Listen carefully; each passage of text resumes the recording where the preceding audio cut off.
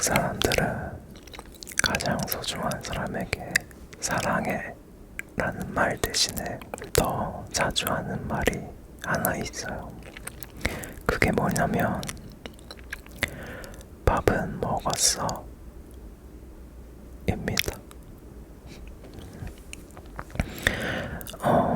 이 말은요, 한국에서는 인사처럼 쓰이기도 하고요, 거의 습관처럼 아주 자연스럽게 건네지기도 해요. 아마 게이 드라마나 영화에서도 자주 들어보셨을 거예요.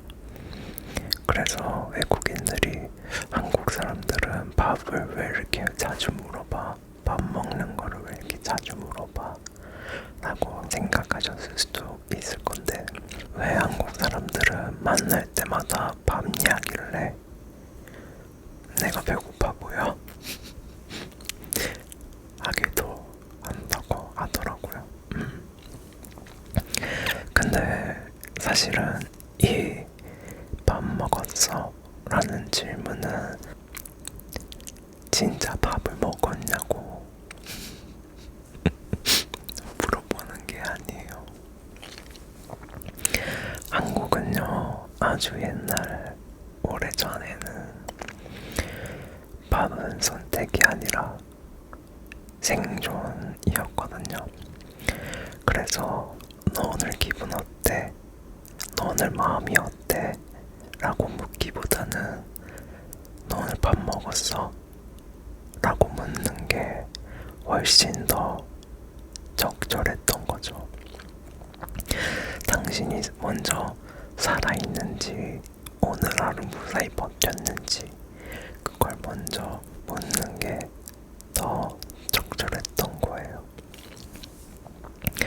그래서 밥 먹었어?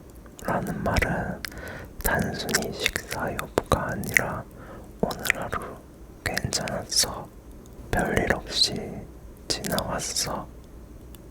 같은 그런 정말 현실적인 안부 인사였던 거죠. 누군가를 만나면 이제 먼저 밥을 먹었는지 묻는 문화가 자연스럽게 자리 잡은 문화도 거기서부터 비롯된 거거든요. 근데 이제 그 정서가 지금까지는 남아서 지금은 사랑한다 라는 말 대신에 자주 쓰이는 단어기도 해요.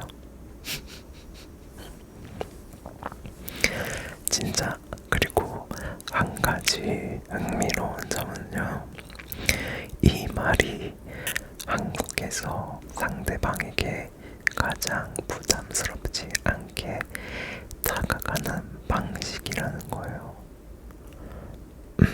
진짜로.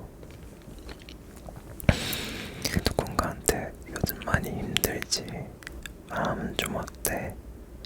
라고 직접적으로 묻는 거를 망설일 때가 있거든요. 그 질문이 너무 무겁게 느껴질 수도 있고, 상대방의 마음을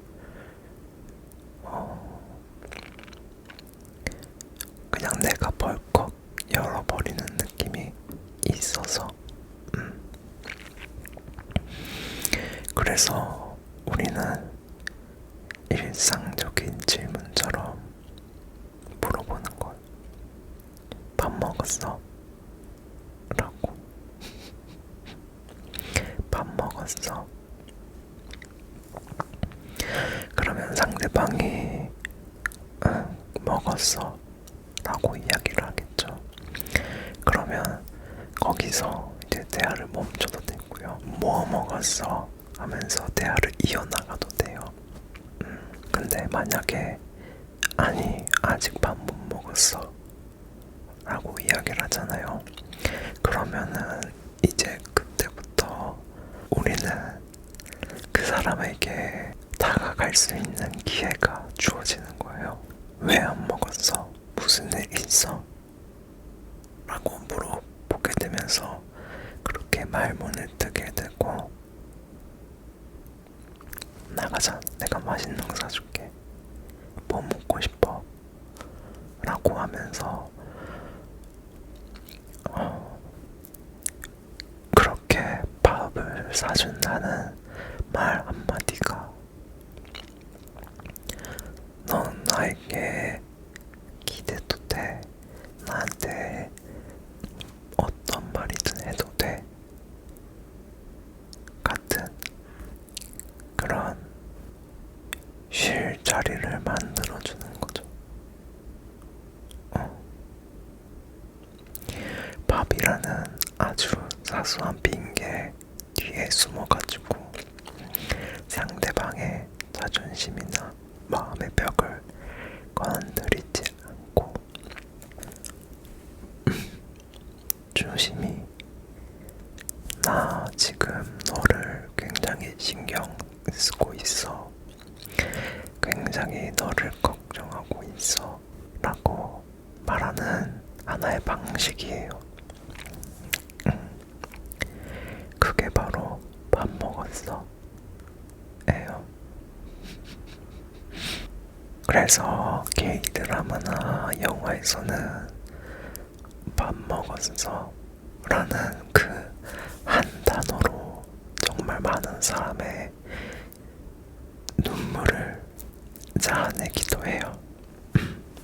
이 말이 몸이 배고플 때보다 마음이 외로울 때 더 크게 들릴 때가 있거든요.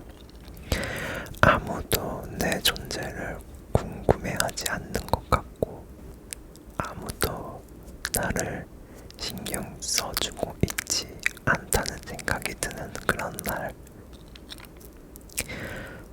그런 날에 누가 무심하게 너 밥 먹었어? 라고 물어보면 그 한마디에 정말로 마음이 녹아내려요.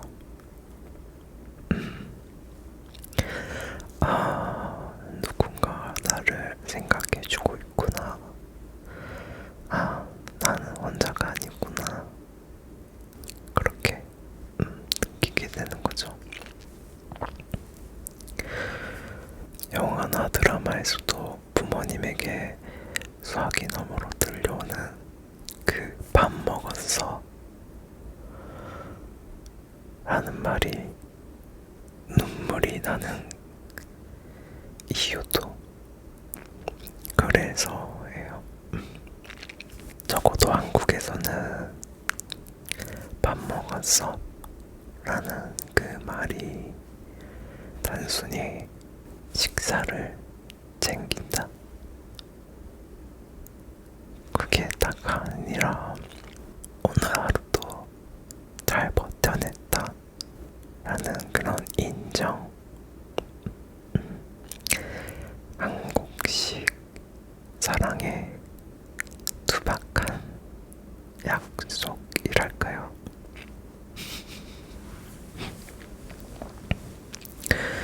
그러니까 한국인이 여러분에게 습관적으로 밥은 먹었어? 라고 물어봤을 때 그 말이 단순히 진짜 그 밥을 의미한다 라고 생각하기보다는 정말로 당신의 마음, 그 마음이 어떤지 물어보는 따뜻한 안부 인사로 받아들여도 될 것 같아요. 그 질문 뒤에는 아마도 이런 진심이 숨어 있을 거예요. 잘 지내고 있지? 별일 없이 너가 잘 지냈으면 좋겠어.